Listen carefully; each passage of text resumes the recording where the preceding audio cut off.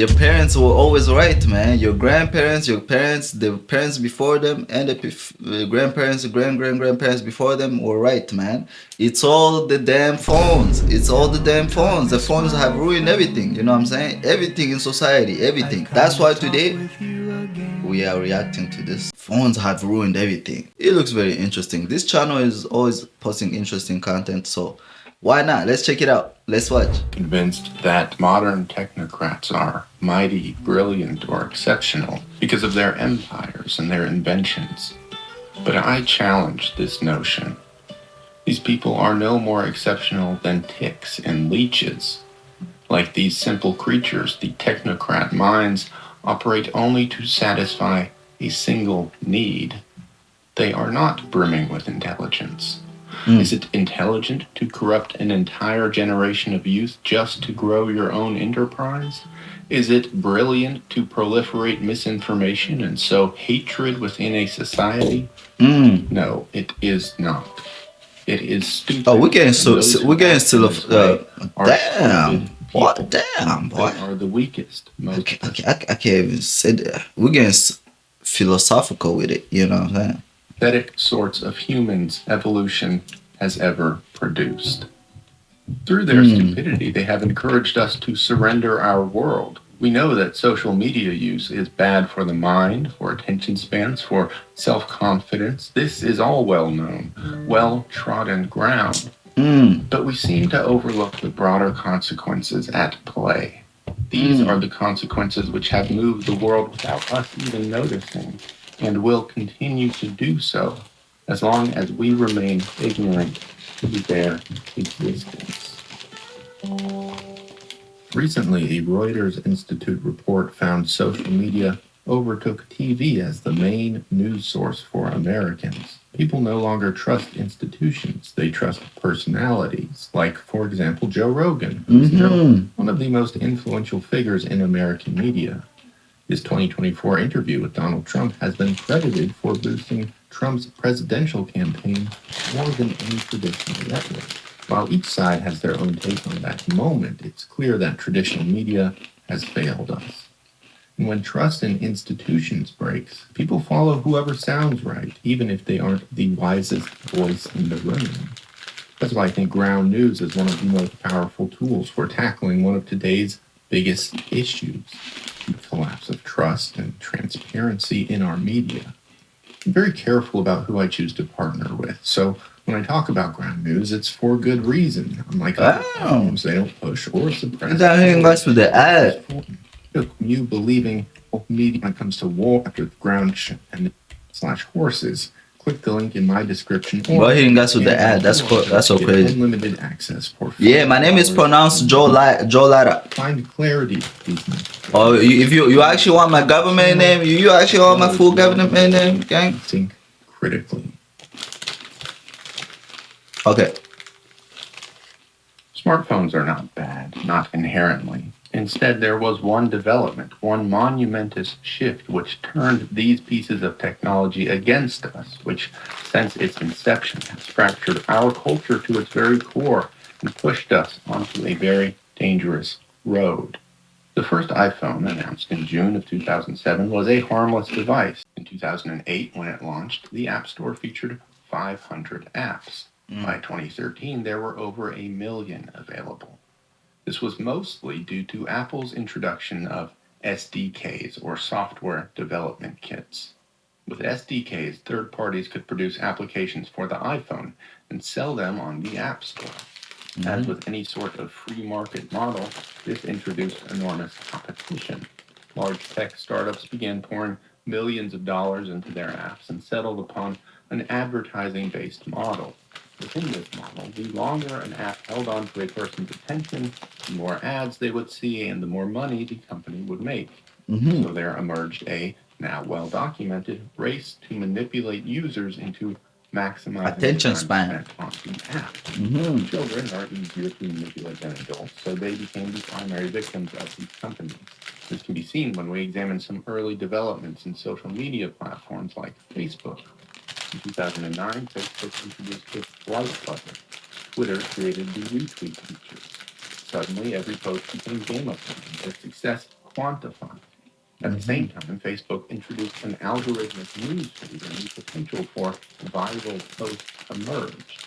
The Mm. platform, which had originally been used for reconnecting lost friends, became something else entirely. Mm. It was performative, a source of validation, a game which one could win or lose. This era Yeah, added it started being a 8 hours of competition. additional screen time That's what per you're telling day me right for here. an American child. If we fast forward to today, Pew Research has found nearly half of teens use the internet, quote, almost constantly. In his book, The Anxious Generation, Jonathan Haidt points to the real world Jonathan. effects of social media obsession. It is impossible to focus under this barrage, and so ADHD rates and symptoms have worsened. Yeah, A no wonder why causal everybody play said with they the got advent of ADHD, social man. media. It's these The damn people who run phones. Y'all these gotta put the companies use phones down, mass man. Y'all as gotta be like me, psychological methods of handling coercion business to keep young people returning to with their no apps. phones. I be using pen and paper, bro. You feel me? I be using owls to send messages and everything, bro. I be using crows, all type of shit, all type of medieval shit, bro. I'm ahead of the curve. I'm ahead of y'all niggas. Of course, none of this is particularly groundbreaking. Quite the opposite. It is the same old song. Algorithms bad, retweets dangerous, teens using their phone too much. It is material which has been repeated so many times that even saying it here feels tremendously mundane. You see, often this Right. conversation is centered around the individual. Phones create problems for a person, but we all live on this planet together, and we must all work with one another towards some better moment in time. As it turns out, this phone obsession is not just detrimental to the individual, it is pushing us entirely as a collective away from progress. The internet was once free information. That was fine for a time, but as Jordan Lanier pointed out in the book Who Owns the Future, Mm. this idea starts to fail when information becomes our Something economy. intellectual, When the something biggest very movements of interesting. money take place for the sake of these social networks or the information on them, we can no longer use the word free. Now the stakes are higher. So too is the cost for this information. We often think of social media as an idle thing to do to pass time or perhaps waste time. It is the opposite of work. But perhaps this isn't true. When we are using social media, someone is reaping the rewards of our time. People are making money Exactly. off of us, be them advertisers or the CEOs of these platforms. Every tap, every video, every swipe is building and improving these platforms and their algorithms. As we use social media platforms, we are quite literally building them. We are engaging then in a form of unpaid labor. That's so crazy. Like when you actually put it together, yeah. Like every click, every swipe, every repost, every downvote, everything you do, every swipe, every reply, everything is monitored and everything is monetized. They're getting rich off the daily activities, you know what I'm saying, that we be doing. That's so crazy. That's Koloki kind of genius though. It's very genius. This is a strange labor because it is a labor leisure hybrid while providing the benefits of neither. We do not earn capital, nor are we allowing ourselves the benefits of idle leisure. It is during this sort of idle time when we reflect on and consider our truest selves. There is an oft repeated joke about the frightful perils of those moments before a person falls asleep when they are alone with their thoughts. This joke comes from truth.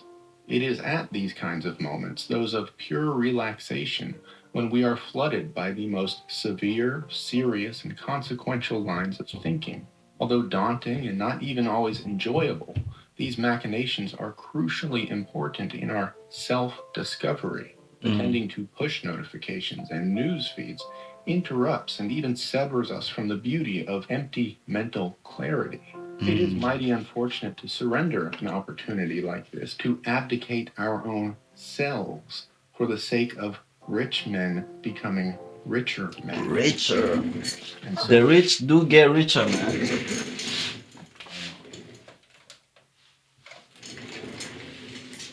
The rich do get richer, man. That's why toys die rich.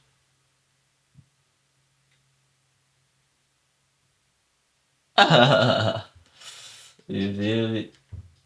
Nah, you feel like, hey, hold on, man, hold on. What's my purple five? Where's my purple five? There you go.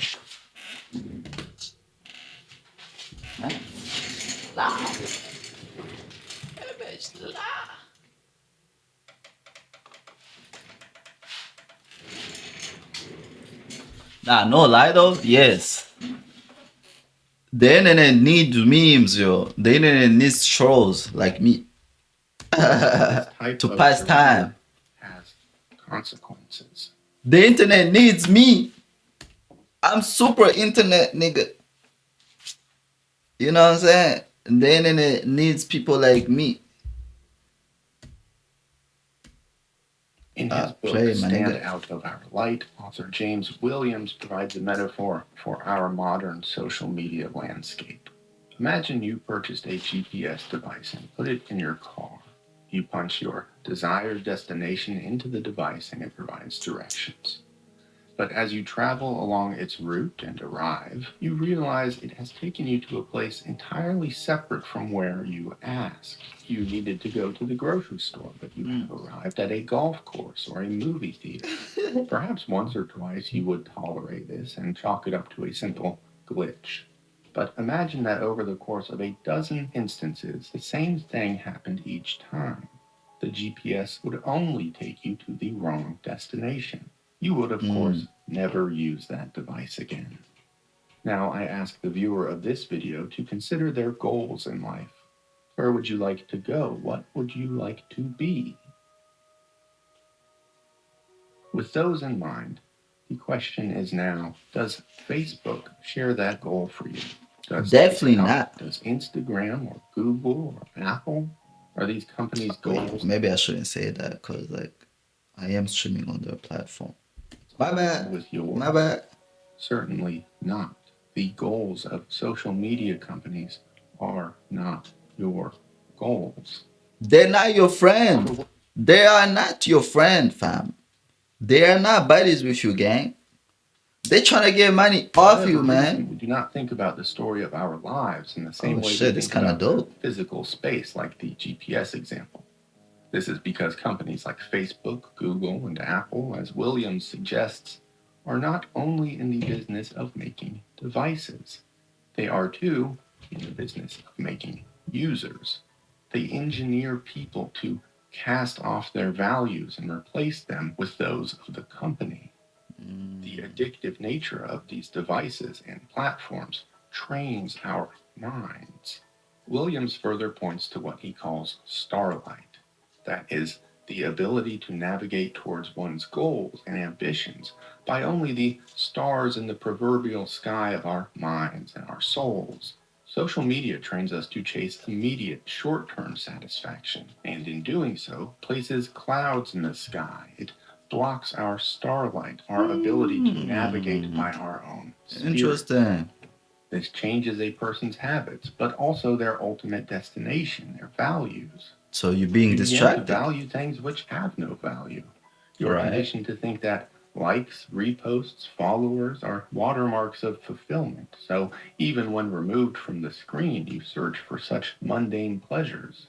Right. Periods of rest, contemplation, and reflection are replaced by time spent chasing instant gratification on your phone or otherwise. Let us examine culture at large to see this. The functional details of political processes go mostly unnoticed, but when a liberal governor roasts Donald Trump on Twitter, the result is breaking news. In America, we have elected twice a president who has said and done things which violate universal moral values we all hold in the hopes of him fulfilling some short term political promises. We shop from major corporations who we all know actively harm our planet and exploit laborers around the globe. Polarization is regarded as a major problem of our times. Perhaps, as Williams notes, we have become something much more profound than polarized. We have more than a disagreement about simple ideas. We have a division about who we fundamentally are as a people. Mm. The philosopher Rousseau cautioned against this, noting that as a population is misled by elites and subdivided into opponent groups, that population abandons their membership to an original, larger group. The modern manifestation of this could be a result of our lost starlight. Our goals, the grand narrative we seek to weave, those are the things which truly make us who we are.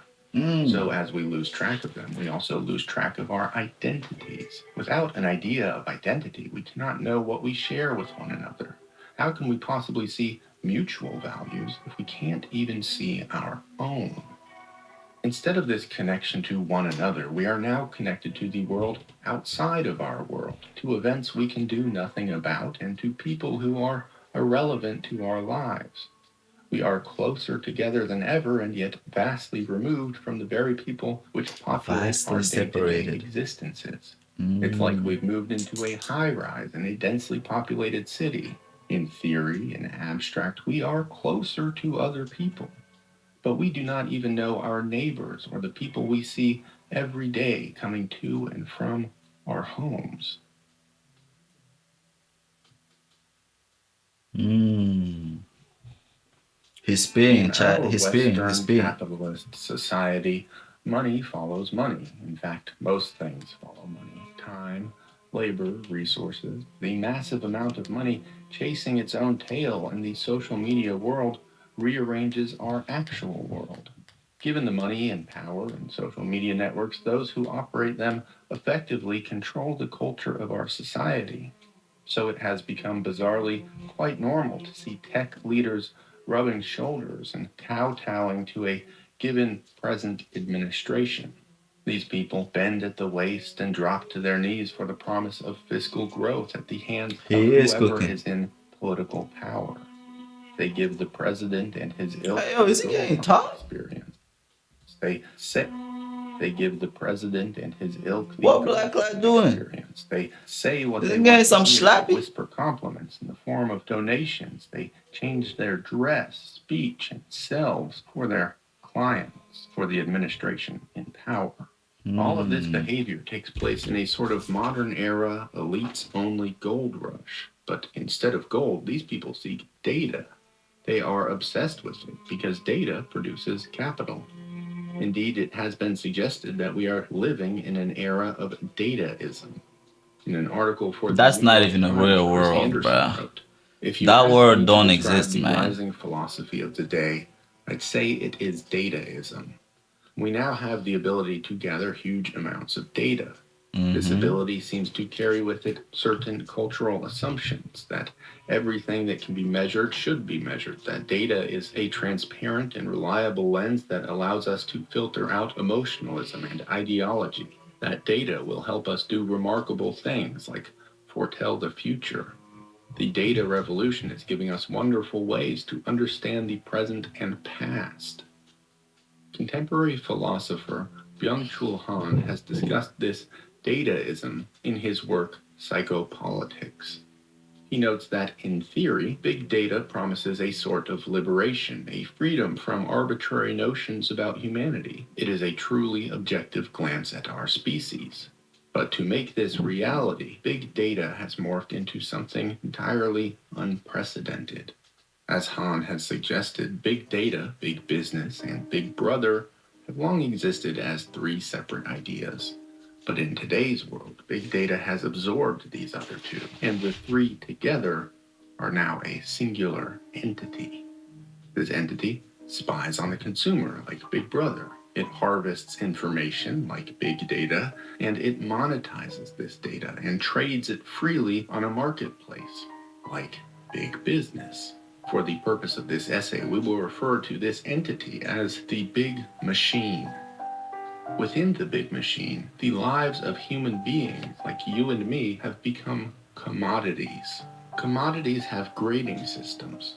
Diamonds, corn, wheat, beef, these each have rigid classification systems whereby the individual piece is determined to have a poor or outstanding value. Now, thanks to the work of the big machine, humans have such a system, even if you do not Mm. know about it. Axion Bro, is a I'm not gonna data. lie. I'm paying so much attention, bro.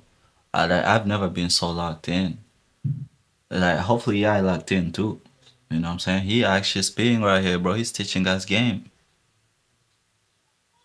You feel me? I've never paid attention like this, man. Not even in class.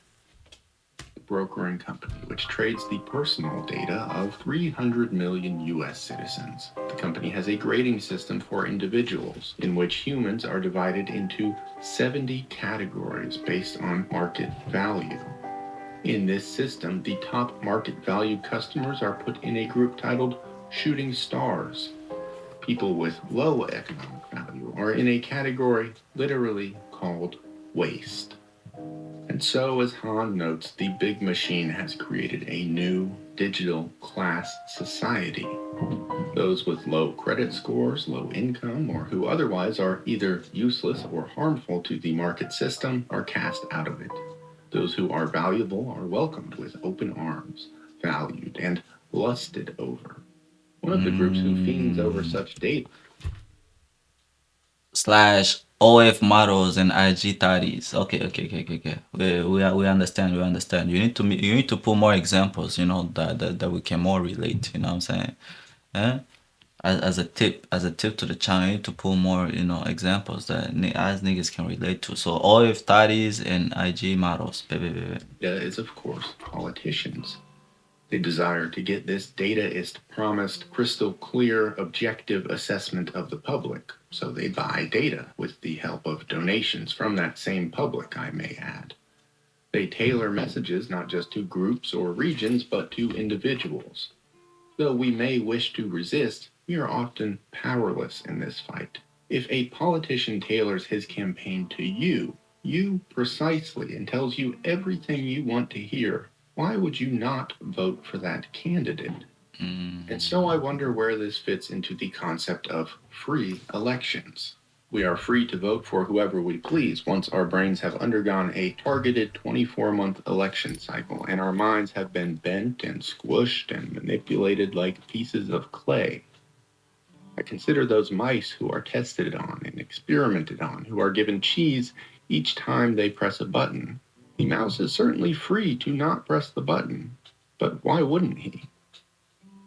We are perhaps posed against the technocrats much more like this mouse than we may think. Psychologist Carl Jung was the first to identify the concept of the collective unconscious. On a personal level, we each have our own unconscious desires. That is, things we want or even need without really knowing it. These can manifest in behaviors, speech, or actions. The most clear examples are in children. One adolescent may misbehave upon the arrival of a newborn child in the household, stemming from jealousy. But certainly the child would not be able to identify that as the source of his misconduct. So too exists a broader collective unconscious. Humans in a culture act in certain ways, driven by things we may not recognize or understand. We may not even, as individuals, notice these broad patterns of behavior, but the big machine can. It's entirely possible that the big machine even possesses an understanding of ourselves, which is more accurate and objective than our own. Data mining unveils the scope of human actions. It draws lines between groups and the things they do.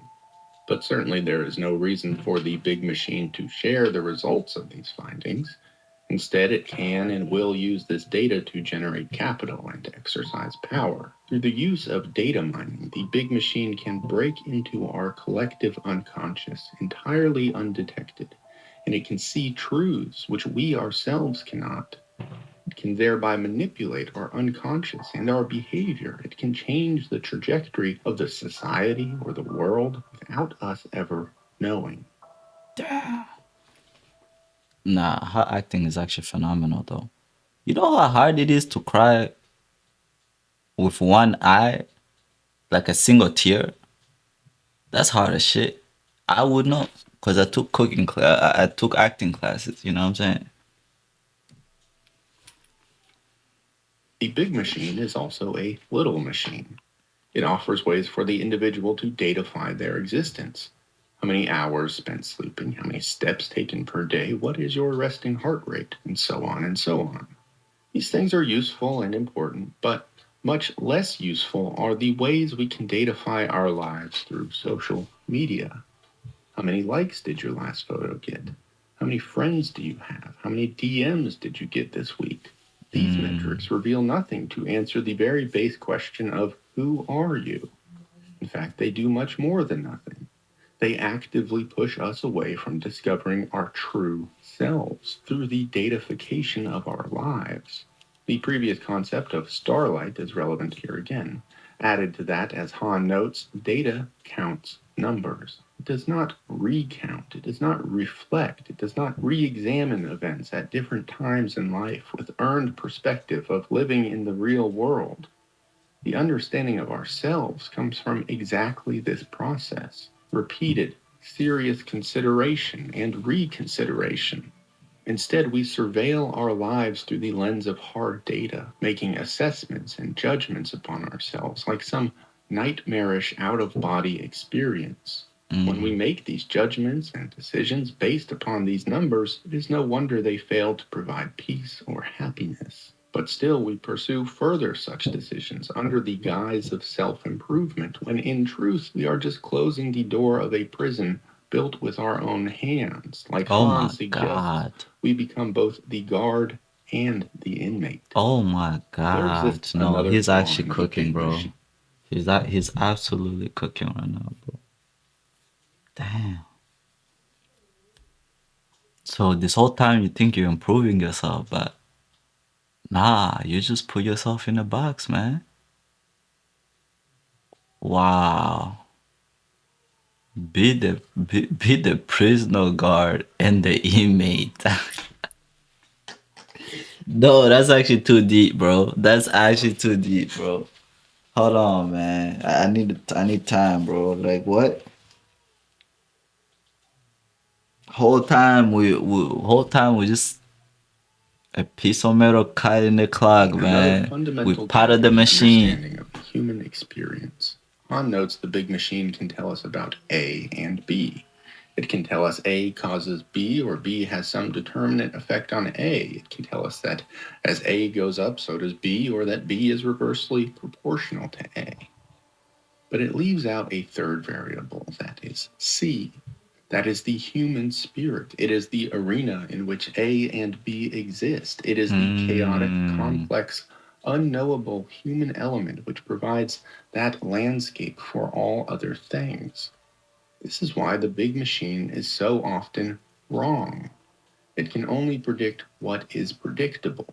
Consider the most cataclysmic events in the course of history, those that realign society, several of which are placed. Bro. But at the same time, like I know what you mean. You gotta try to escape the matrix, but and that is it's possible to escape the matrix, but how far can do you think you can go really, man? You know what I'm saying? How far out of the matrix you think you can go? The only way to get out of the matrix is completely eliminate like social media at all in your life.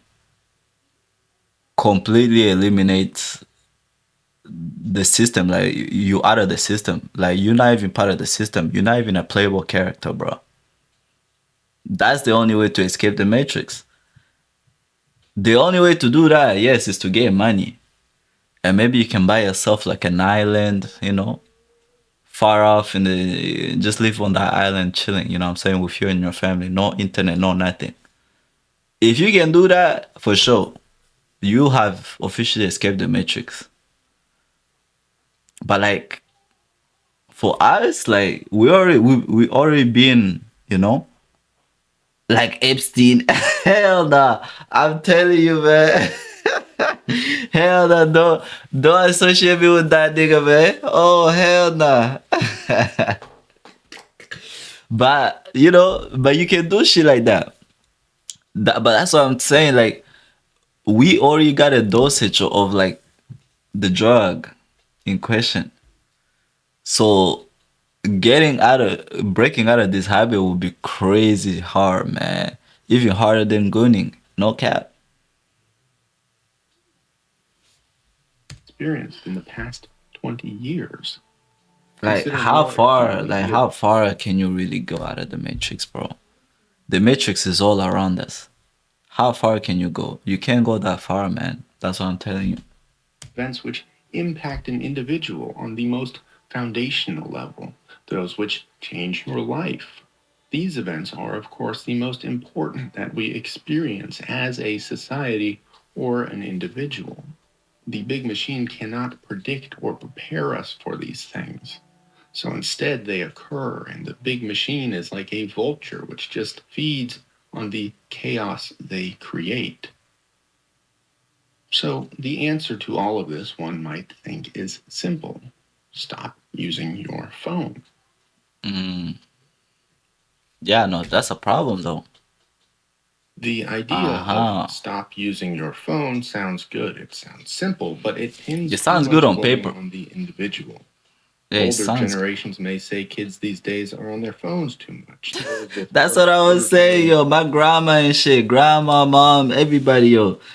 Hey, y'all be on your phone too much. Yo, turns out they're actually right. They actually right, bro. They might have been onto something, bro. They was ahead of the curve. Shout Sensibilities out to might them. declare that you can just put down your phone. Grandma, granny, However, such grandpa, ideas are everybody. formed in a vacuum, in an imaginary world which rejects the material realities of modern life. In some cases, anxiety ridden helicopter parents need to know at all times what their children are doing. So they give them phones to keep their Like, children. like, no cap. Like, no cap, bro. This generation might be the worst, one of the worst generation to live in because you just have access to so much shit, bro. You see so much shit. You feel me? Like everything is in your face. This generation, everything is in your face. Whether you want to see it or not, it's in your face. You feel me? You see, like there's those people like on Twitter. They say like, "Yo, bro, in my lifetime, I've seen more baddies than my great grandfather has ever seen in his entire life." You feel me? On a day-to-day basis, you see many like a lot of beautiful women. And guess what? Like people back in the 1860s, they'll see a dime in like they'll see a body in like once in 5 years. Once in a lifetime, even probably, bro. You know how crazy that sound? Like you know how crazy that sound, bro? Like people back in the day, they'll see a dime and they'll be like, yo, this woman is gorgeous. Yo, this girl is gorgeous, bruh. Like I've never seen anything like this in my life, and they will do anything to go get at her. You know what I'm saying? They'll go ahead and shoot. But this generation, bro, you see bodies everywhere, bro. In real life, on Instagram, on all social medias, yo, you see beautiful women everywhere. So you like desensitize, yo. You like, okay, bro, like I've seen a more beautiful woman than that. Meanwhile, bro, that could have been like your future wife or some shit. You feel me? And you just missed out on opportunity because you're like, bro, I've seen more beautiful women than her, bro. I was like, damn. And when you broke too, oh, don't even get me started when you broke, man. Like, you will see other people having their best life, their best life. You feel me? Everything is plastered on your face. You can't even escape it. Like, you can't, like, you seeing what the world has to offer, but you like wondering why you're not getting at that level yet, bro. This is probably one of the worst generation to be born in. Safety wise though, safety wise, this is a W generation, you know what I'm saying? Natural selection ain't anything no more, bro. You can out here be like you can be slow, you can be crazy, bro. You still survive. You still survive to like grow at an old age. You know what I'm saying? You survive to see your hair get great if you're lucky enough.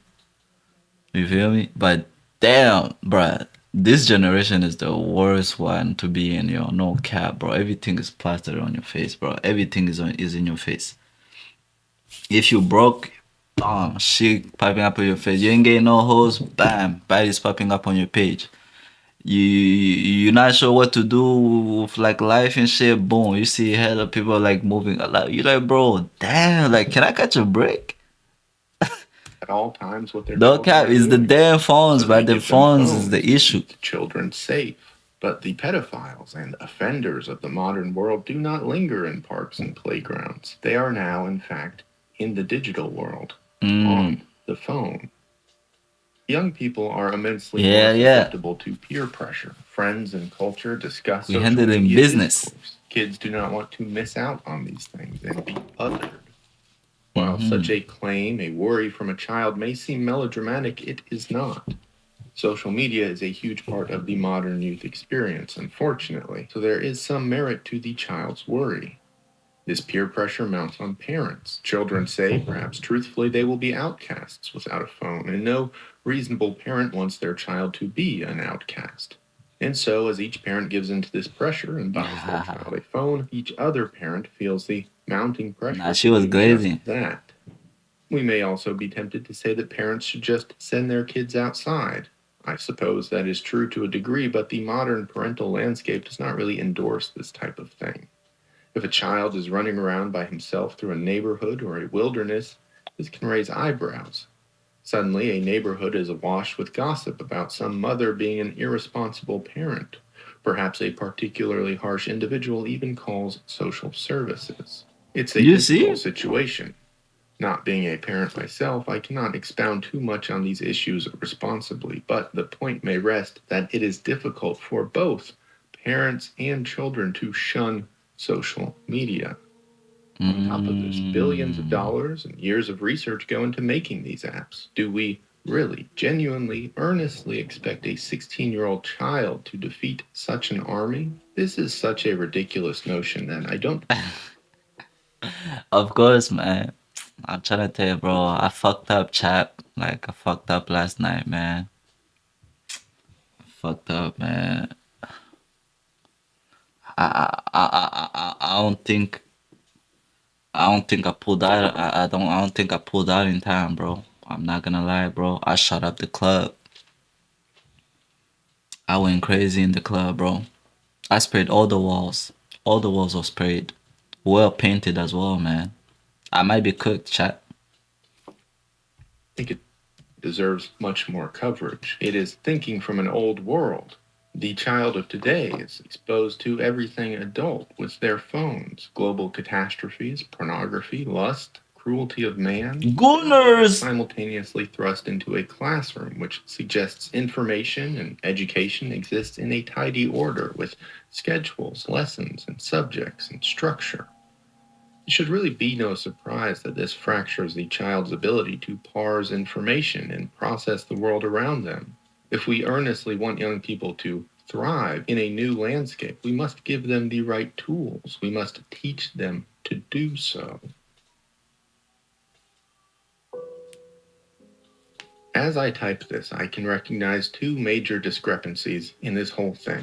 Mm. The first is the fact that social media has done some good. Social media can, in theory, provide community and connection, self expression, or even relationships, especially among those who may be marginalized due to race, ethnic, gender, or sexual background. But when we search for more hardline data rather than assumptions like these, we find a lack of evidence that there is any long term benefit to social media use. Facts, Certainly, as facts. Haight notes, there is no wave of mental health currently sweeping across the developed world, quite the opposite. Perhaps social media can alleviate loneliness from a baseline of absolute zero, but this kind of company is far worse than the in person relationships it continues to replace. This is indeed the broader point. Not that social media is pure evil, but it is currently, on the whole, more bad No, than good. man. No matter how you slice it, no matter how you slice it, bro, social media is all kinds of bad, bro. I don't give a fuck how you say it, bro. I don't give a fuck how you slice it, bro. Social media is all kinds of bad, bro. Yeah, sure, it has done some good. It has done some good on like shedding light on certain things, certain subjects, certain people. You know what I'm saying? Educating people. But overall, bro, social media is just bad, bro. especially just for the consumer type, the people who just consuming social media, not if like doing anything with social media, not expanding their business or doing anything using social media as a tool. Yeah, that then that's an exception, bro. But overall, bro, social media is just bad, bro. Like niggas don't even go outside no more, bro. You know what I'm saying? People don't even approach each other anymore in public, bro. You talk to someone in public, sometimes they'll be looking at you like, bro, what? Am I speaking Chinese? What are you talking like, bro? Talk to me. Like people can't even hold the conversation. Bro, I swear to God, bro. People these days they can't even hold a 5 minute conversation, bro. Bro, not even a 2 minute conversation, bro. And if you use someone who's social, bro, you gotta carry the whole conversation on your back, bro. You gotta you gotta hold that conversation on your back to get these motherfuckers to open up or to get these people to like talk, say something, like you know what I'm saying, bro. Most people these days are reactive, like they'll react to what you say and they'll add a reaction to it. They're literally doing in live reactions, yo. They react to what you say and they'll reply, boom. Nothing. They don't expand on nothing. No subject. No. I firmly believe, bro. People nowadays they don't even have a subject to talk about, bro. Like there's no subject that comes to their mind when they talk to like a stranger or something. You feel me? Conversations is dead, bruv. Dead. Many bad things have good effects. It feels good to snort cocaine. It may feel good to punch someone you don't like. But we would not say that cocaine or physical violence is good. I Oh can yeah, also cocaine is good, chat. feel the Don't listen to shouts that. of the audience. They remind me that I, in fact, am the emblem of participation in this social media landscape, which I simultaneously deem so harmful. What can I say to this? What argument can be made? What excuse can I find? Of course, the answer is really none. But I do think when it comes to these platforms, we can either work for them or they can work for us. My hope is that I can produce things which encourage the latter, which encourage people to consider social media, the world within it, and the world without it. I'm extremely hopeful where the future is concerned.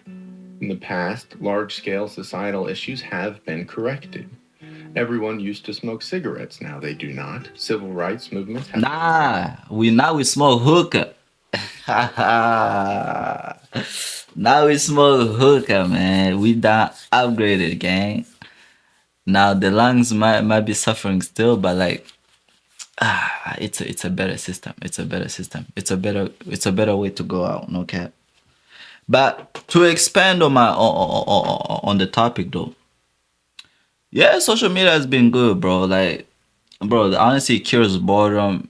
I don't know how people back in the day used to spend time, bro. Like, it's kind of crazy. Imagine you have to spend time. You go like in the woods and shit and play with your pet bear or some shit, bro. I mean, that's some way to spend your time, but like, Of I'm gains, good. even if there is work to be done. Despite our current environmental issues, collective green action has won countless victories.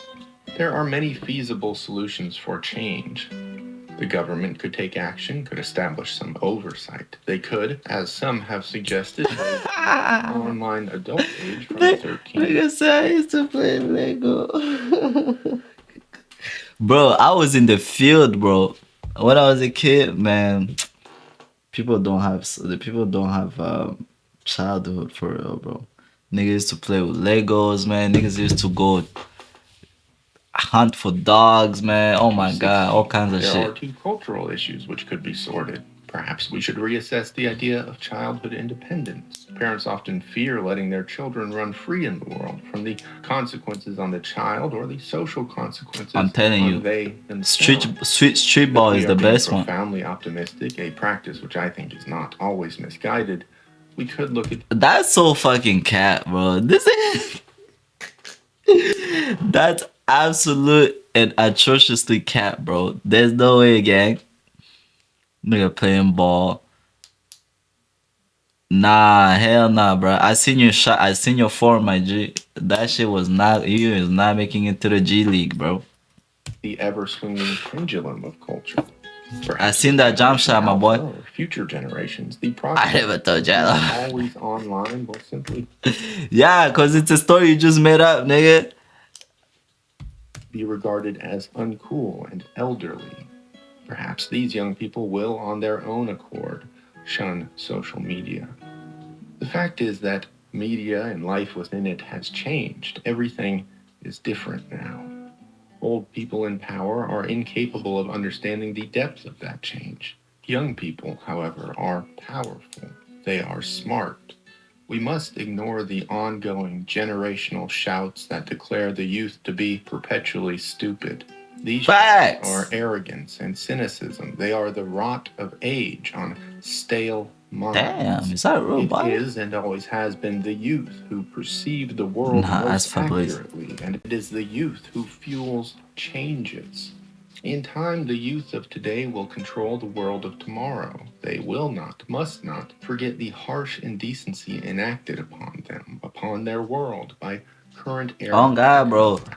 Bro, the old generation thinks that us Gen Zs are actually stupid as hell, bro. Like, nigga, bro, we smarter than y'all, bro. We got more knowledge than y'all, bro. Y'all better put some respect on our names now. You feel me? Just cause you older don't mean you wiser. The youth can be more than idle participants in the digital playground. They can take it upon themselves to rip the land apart and rebuild it into something which does not exploit them, but fills them with joy.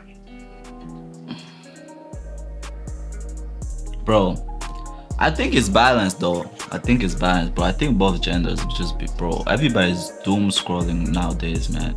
Anyways, yo, W video. And as I said, grandma, grandpa, nanny, whatever it is, grandpa, great grandma, bruh, they were right, bruh. It's all about the damn phones, yo. The damn phones will ruin all of us, man. Put them phones down. If you needed to shoot a text, go buy you a crow or an owl, write a motherfucking letter, and send that bitch over. Simple. You feel me? Simple like that.